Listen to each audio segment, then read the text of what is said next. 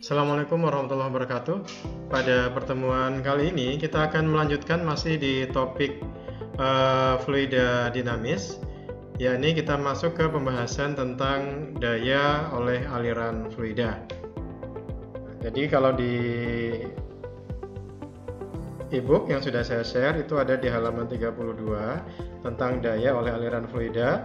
Di sini membahas tentang salah satu terapan pemanfaatan dari fluida, khususnya air, untuk membangkitkan daya atau energi. Nah, ini adalah rumus-rumus yang nanti akan kita bahas. Langsung saja kita pindah ke papan tulisnya. Ya, jadi misalkan saya buat ilustrasinya. Begini, misalkan ini adalah aliran air. Misalkan begini, dari suatu ketinggian, anggaplah misalkan air terjun begitu. Nah, begini. Kemudian air terjun ini dihubungkan dengan kincir atau turbin. Ya, nantinya akan berputar ketika dia terkena oleh aliran air terjun begini. Nah, begini. Kemudian nanti dari aliran air terjun, dari turbin atau dari kincir air ini dihubungkan dengan generator. Nah, maka di sini nanti dia bisa menghasilkan arus listrik atau daya listrik. Nah, kita akan bahas urutannya bagaimana. Jadi ketika ada aliran air, anggaplah dia setinggi H. Anggaplah dia dari sini sampai ke letak turbin ini dia memiliki ketinggian H, maka dia akan memiliki energi akibat letaknya yang kita kenal dengan istilah energi potensial. Energi potensial ini dirumuskan dengan EP sama dengan M massa G, percepatan gravitasi, H ini adalah ketinggiannya. Jadi M ini adalah massa air, G adalah percepatan gravitasi, dan H adalah ketinggian. Sedangkan kita tahu di materi-materi kelas 10 misalkan bahwa daya itu tidak lain adalah aliran energi per waktu. Jadi P itu adalah energi yang mengalir setiap waktu, P. Nah, kalau kita saya pindah ke sini ya. Jadi misalkan saya tuliskan P daya adalah E per T, energi per waktu. Dengan E di sini adalah energi potensial, maka daya yang dihasilkan oleh air ini bisa kita turunkan rumusnya. EP itu adalah M kali G kali H dibagi dengan waktu.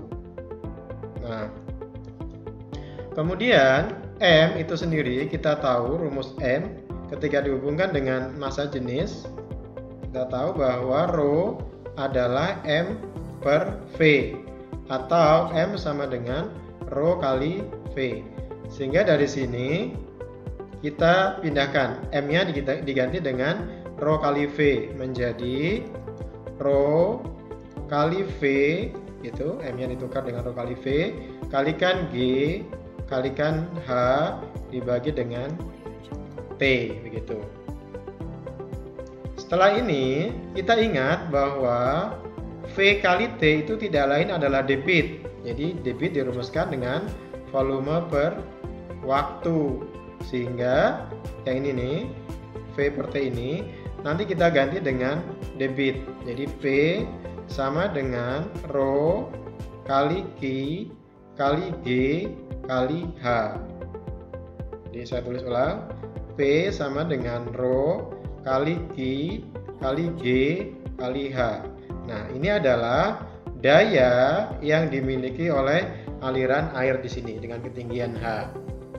Nah, daya ini itu nanti sampai pada memutar turbin. Dari turbin, ketika dia dihubungkan dengan generator, maka ada fungsi lain atau ada komponen lain yang mempengaruhi kinerja generator dalam menghasilkan listrik. Namanya efisiensi, dilambangkan dengan eta. Ini namanya efisiensi. Efisiensi adalah seberapa besar kemampuan yang dimiliki oleh generator dalam mengubah daya air menjadi daya listrik. Nah, kalau eta ini dimasukkan ke rumus P, maka P ketika dia dipakai untuk menghitung daya listrik menjadi ditambahkan faktor eta ini, efisiensi, eta kali rho kali Q besar kali kali G kali H. Nah, ini adalah rumus daya yang dihasilkan oleh fluida ketika dipakai untuk membangkitkan tenaga listrik. Yang ini rumus daya ketika dia belum dipakai untuk menghasilkan tenaga listrik. Bedanya, yang ini masih murni belum dihubungkan dengan efisiensi dari generator, sedangkan yang sebelah kanan ini sudah dihubungkan dengan generator sehingga ada faktor eta.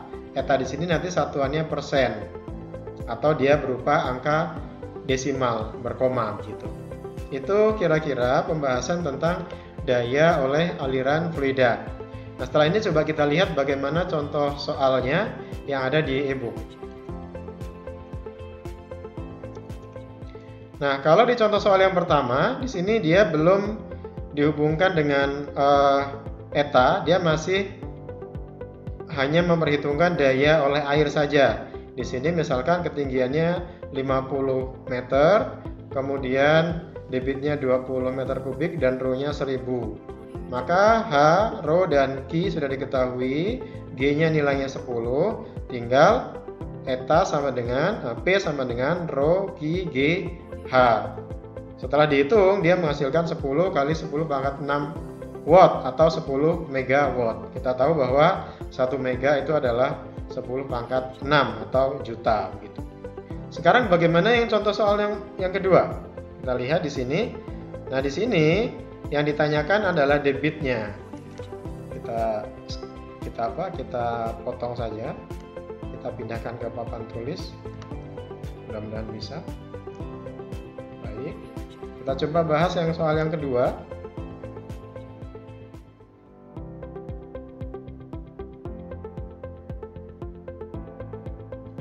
Saya paste di sini saja. Nah, gini. Ya.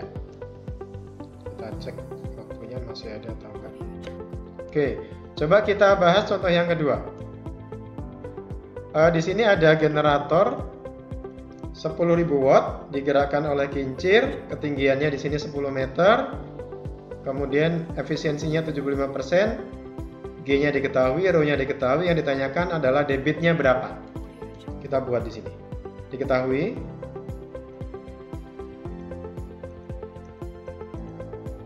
H-nya adalah 10 meter. 10 meter, kemudian ini G-nya daya yang dihasilkan berarti P-nya adalah 10.000 watt atau 10 pangkat 4 watt.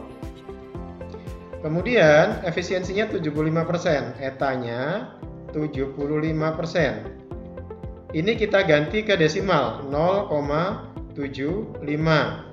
Kemudian G-nya 10. Percepatan gravitasinya 10 meter per sekon kuadrat. Rho-nya diketahui 10 pangkat 3 kilogram per meter kubik. Yang ditanyakan itu adalah Q-nya berapa atau debitnya berapa. Maka dari rumus yang sudah kita ketahui sebelumnya bahwa P adalah eta kali rho kali Q kali G kali H, maka untuk menghitung Q kita modifikasi rumusnya menjadi P, nah, Q sama dengan P kali rho kali eta kali G kali H gitu. Sama dengan kita lihat di sini P-nya ada 10 pangkat 4, 10 pangkat 4 dibagi dengan etanya adalah 0,75